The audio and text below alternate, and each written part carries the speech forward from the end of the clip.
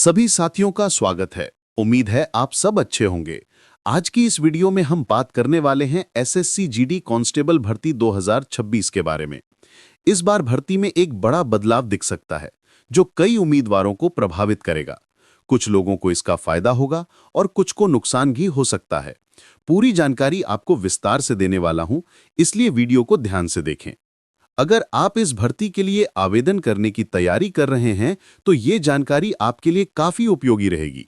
Video अच्छा लगे तो इसे लाइक और शेयर जरूर करें और आने वाले अपडेट्स के लिए चैनल को सब्सक्राइब भी कर लेना ताकि आगे की खबरें सबसे पहले आपको मिलें। सबसे पहले बात करते हैं कि एसएससी जीडी कांस्टेबल की भर्ती अब आने वाली है। इस बार चाहे जो हो, तैयारी मजबूत रखनी है क्योंकि एसएससी जीडी की यह भर्ती काफी बड़ी होने वाली है। पिछले साल के सभी पिछली परीक्षाओं के प्रश्न भी आपको यहां मिल जाएंगे और फ्री मॉक टेस्ट भी उपलब्ध हैं ताकि आप अपनी कमजोरी पहचान कर उसे सुधार सकें।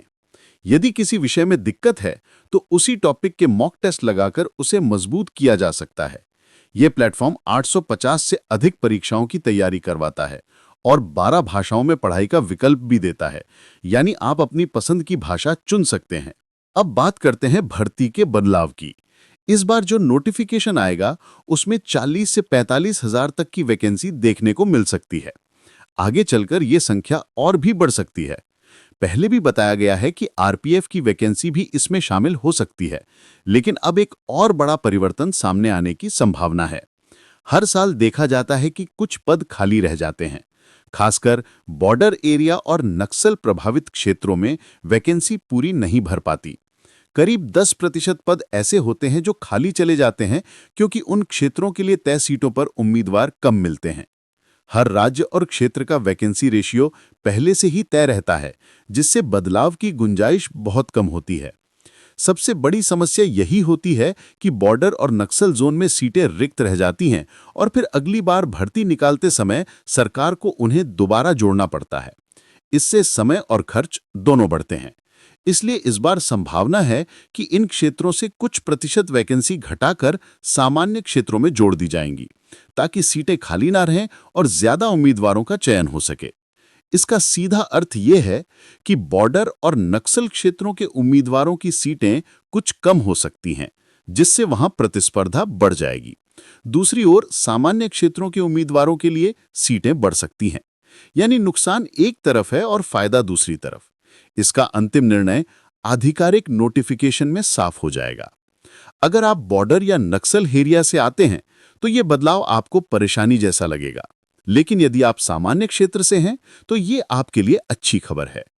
कुल मिलाकर सरकार ये चाहती है कि अब सीटें खाली ना जाएं और हर वैकेंसी पर चयन हो सके। इस भर्ती को इस बार करो या मरो वाला मौका कह सकते हैं। यदि आप गंभीरता से तैयारी करते हैं तो एक सीट लेना मुश्किल नहीं है, लेकिन ढिलाई बढ़ती तो लाखों आवेदन करने वालों की भीड़ में खो जाना आसान है। परीक्षा संभवतः मार्च के आसपास हो सकती है, इसलिए समय बिल्कुल कम है। अभी से पढ़ाई शुरू कर दे ताकि आगे परेशानी ना हो। लगातार इस भर्ती में कई अपडेट आ रहे हैं और यदि आरपीएफ भी शामिल हो गई तो ये आपके लिए और बेहतर हो जाएगा। यदि आपको किसी और टॉपिक पर अलग से वीडियो चाहिए तो कमेंट में बताना, मैं आपको उस पर पूरी जानकारी दूंगा। आपका इस बदलाव पर क्या विचार है? फायदा दिख रहा है या नुकसान? कमेंट करके जरूर बताएं। आगे भी एसएससी जीडी और अन्य सरकारी नौकरियों की हर खबर आपको नियमित रूप से मिलती रहेगी। तैयारी मजबूत रखें और जो पास उपलब्ध है उसका उपयोग करके अपनी पढ़ाई शुरू कर दें। अगली वीडियो में फिर मिलेंगे। धन्यवाद।